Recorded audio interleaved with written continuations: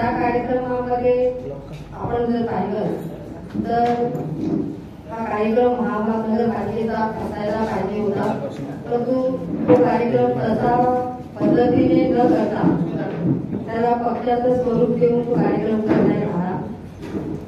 दुसरी बाब ही अशी की माननीय आमदार सरनाईक साहेब यांनी जे नेता साहेबांबद्दल वक्तव्य काढलं ते अपमानास्पद होतं.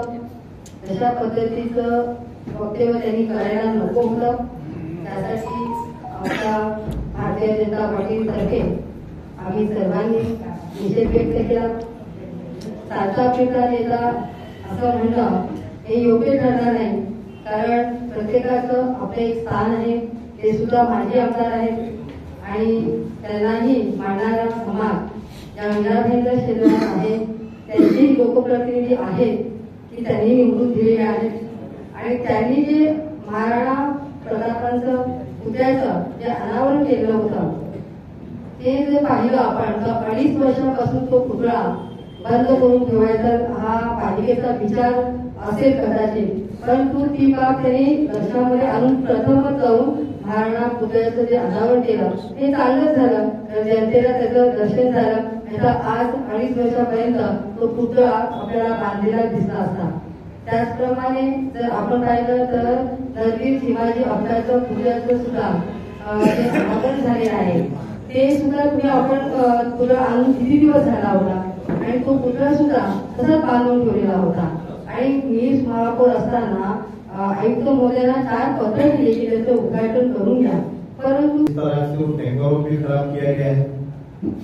अब मेरे पास एक फोटो भी प्रशांत है नहीं कि नगर सेवक को रोका गया, लेकिन जो भाजी वाले हैं फूड स्टेशन पे फूड और भाजी बेचते हैं वो मंच के ऊपर माल्यार्पण कर रहे थे. आपके मैडम के साथ फोटो है आपके पास. भाजी वाले उधर जा रहे हैं, नगर सेवक महापौर बात है उनके लिए जगह कि कितना अपमानजनक कार्यक्रम हुआ. उसके बाद निंदा करते हम हमारे प्रदेश के अध्यक्ष को माननीय उप मुख्यमंत्री देवेंद्र फडणवीस जी को भी लिखेंगे, लिख भी लिया हमने, हम जाकर कल मिलेंगे.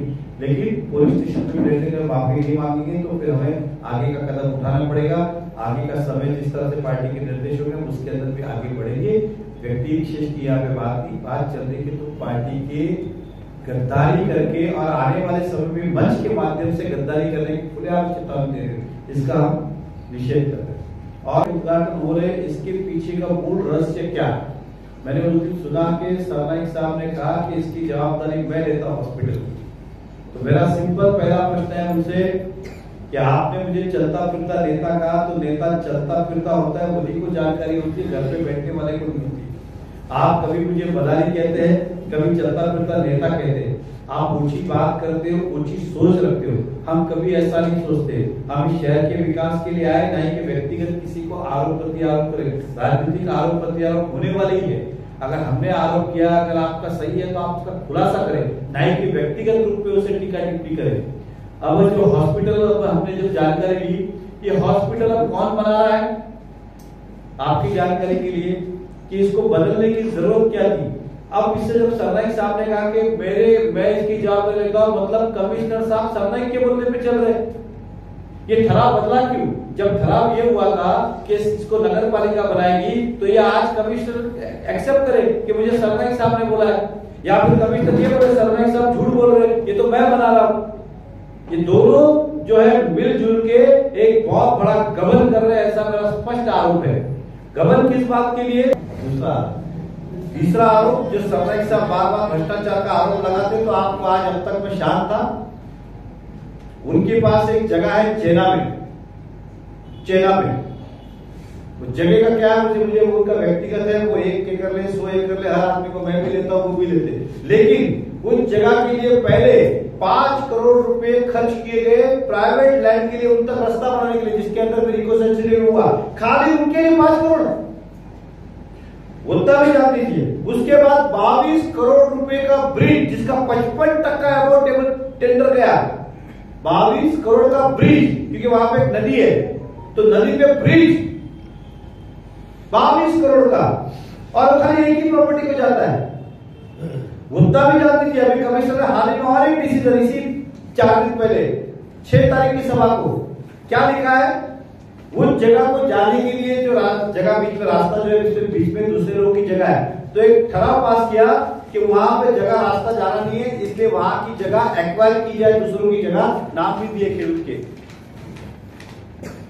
28 तारीख को बॉडी खत्म हुई और 1 महीने में आपको सारे काम दिखने लगे। तो इसके अंदर 100% गड़बड़ घोटाले चल रहे हैं प्रशासन के राजवट के अंदर। अभी जिसने कहा है कि मेरी जवाबदारी, तो फिर उनकी मिली भगत से चल रहा है क्या? ये रोड निकालने का मैंने पूछा कारण क्या? तो इस तरह के घोटाले चल रहे, मीरा भाईंदर के पैसे का दुरुपयोग। दूसरी बात, आज आपने देखा कि विखंडित किया गया ठराव।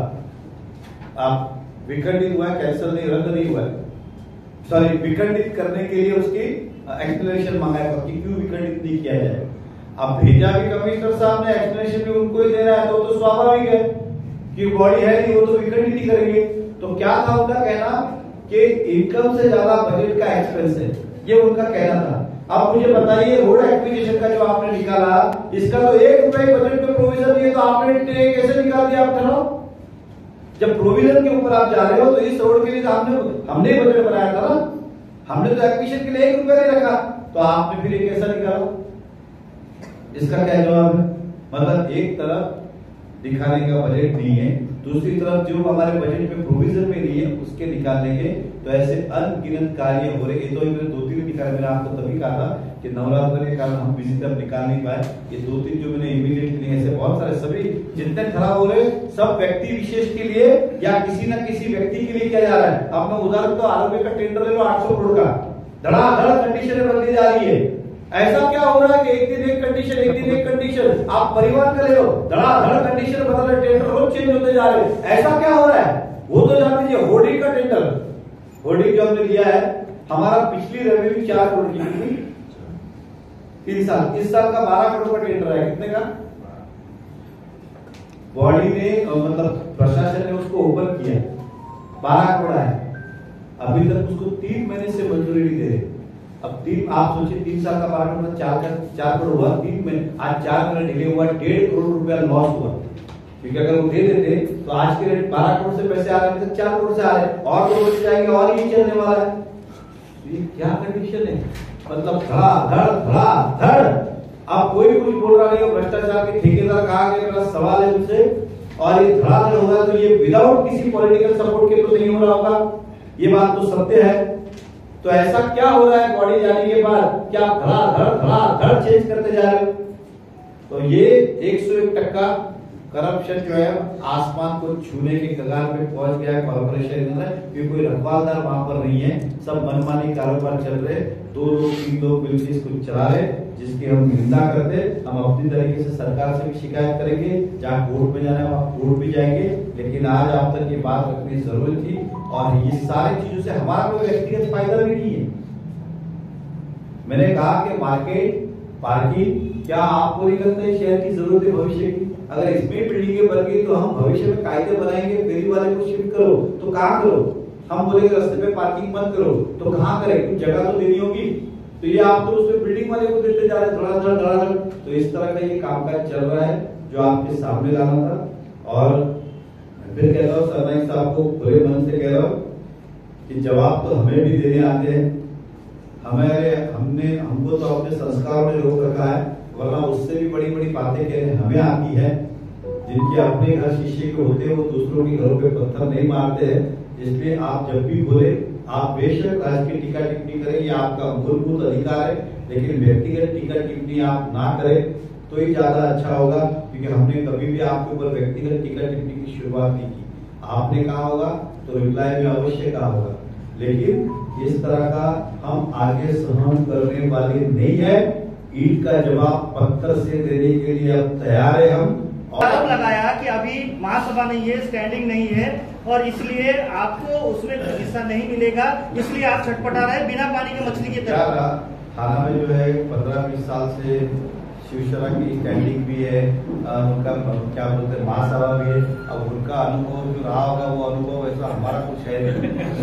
20 साल से अगर उनका है कि इससे अगर आता जाता है तो उनके वो अनुभव हम पे कैसे लगा सकते हैं? वो उनका एक्सपीरियंस है, तो जो करता है उसी को पता है ना। मैं आपको सिंपल पूछूं, अगर मैं आपको बोलूँ ये पेड़ा मीठा है कि खारा आप खाओगे तब पता चलेगा ना। तो उन्होंने खाया इसलिए उनको पता है, हमने खाया नहीं तो हमको पता ही नहीं है कि उसका स्वाद क्या है। जनतेच्या पैशाचा दुरुपयोग जर आयुक्त करत असतील तर तुम्ही रस्त्यावर उतरणार का? ठीक आहे का? आम्ही रस्त्या सोडा, आमचं तर काम आहे भारताचे क्या होता ना, आम आदमी के सम्मान में भाजपा मैदान में हमारे जो डीएनए के अंदर ये संघर्ष है और ये आंदोलन है। येणाऱ्या निवडणुकीमध्ये बाळासाहेबांची शिवसेना आणि तुमचे भारतीय जनता पार्टी, मग तुम्ही प्रताप सरनेला कसं उत्तर देणार? आप सुनिए, किसी भी चीज को गलत, मैंने क्या कहा, प्रशासन को ऐसी जरूरत क्या पड़ी और उसके अंदर राजनीतिक सपोर्ट के बगैर हो नहीं सकता है ये प्रशासन। मैंने कहा ऐसा क्या जरूरत पड़ा कि मार्केट में 6 साल में हमने किसको परमिशन नहीं दिया, बॉडी जाने के बाद 1 महीने के अंदर परमिशन, हॉस्पिटल, और फिर मालूम पड़ता है कि बिल्डर एक ही ग्रुप है। दिनेश जी जानते, शशिकांत शाह का लड़का और देवचंद शाह के लड़के दोनों एक ही है, कोई अलग नहीं है। तो और मैंने कहा कि एड्रेस के लिए उनका ऑफिस वहीं पर है जहाँ गीता देवी की वही बिल्डिंग में बनाई है। 15 तारीख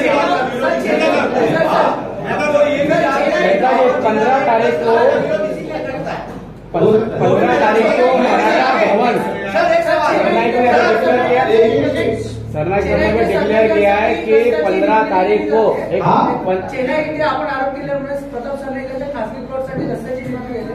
हे प्रकरण प्रत्येकाने 3-4 महिन्यापूर्वी सातत्याने केलं। त्यावेळेला आपल्याकडे आपली महासभा 17 जरी आपण होतात, आपले 3 वेळा त्यांचा हाऊस झाला, एकही नगरसेवक बातम्या आल्यानंतर ते त्याच्यावरती बोललेले आहे। आणि आज आणि नाट्यगृहावरून आपल्या आणि सरनाईकांचं भांडण झालं तेव्हा आपण हा भ्रष्टाचाराचा विषय आला। म्हणजे पत्रकारांनी बातमी केल्यानंतर पण आपल्याला भ्रष्टाचार दिसला नाही, आपले विरोध झाल्यानंतर आपल्याला भ्रष्टाचार दिसतो।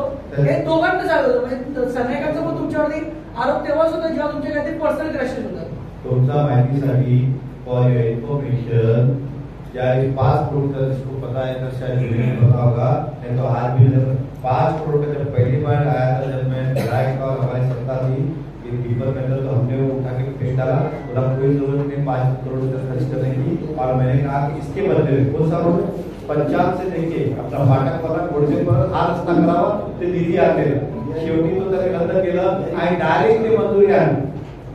ती डायरेक्ट मंजुरी आणली म्हणून ना इलाज आम्हाला ते मान्य करावं, शासनाने डायरेक्ट मंजुरी आणली म्हणून ना इलाज आम्हाला ते मान्य करावं लागलं।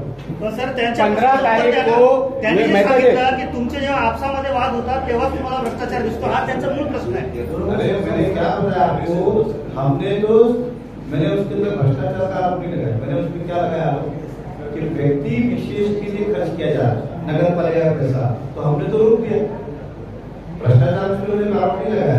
मैंने ये कहा कि उस पैसे का अपने व्यक्तिगत काम के लिए उपयोग करना, वो भी 22 करोड़ भी अभी 8 करोड़ भी, या 8 करोड़ भी एक व्यक्ति अपने रास्ते अपने जगह के लिए रास्ता बनाना, ये कहा था प्रशासन क्यों कर रहा है, प्रशासन क्यों कर रहा है, ये मैंने कहा। और इसके ऊपर डेफिनेटली मैं आरोप लगाता हूँ मार्केट और हॉस्पिटल के अंदर कि ऐसा क्या हुआ 1 महीने के अंदर कि धड़ाधड़ 6 साल में जो नहीं बदला अभी बदल गया। जब पहले भी बहुत सारे, चाहे वो प्रताप सरनाईक की विधायक रहे, वो तब भी बहुत सारे काम हमें बोलते थे शहर में होना चाहिए, कि हम करते थे ना, करते थे। तो ये तब क्यों नहीं बोला, ये बॉडी जाने के बाद करने का इसके पीछे का मकसद क्या, हमारा भ्रष्ट आरोप है कि इसके अंदर गबन है, गड़बड़ है, घोटाला है।